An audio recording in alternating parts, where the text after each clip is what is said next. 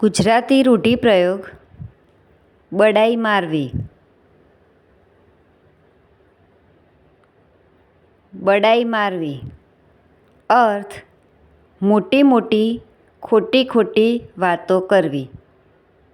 વાક્ય: રસિકભાઈ તો ખાલી બડાઈ મારવામાં પહેલો નંબર છે, પણ આવડત કાંઈ નથી.